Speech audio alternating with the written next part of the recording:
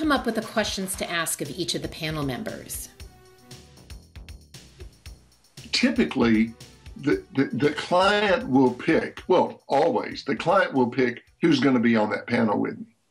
And generally, it is a top performer. And I always have the client tell me, why did you pick? Tell me why you picked each of them. And in telling me the why, that gives me the basis for the initial questions.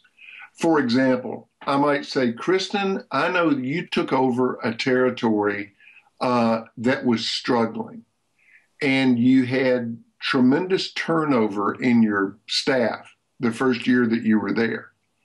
And yet, you've managed to take it from X level of performance to a much higher level of performance.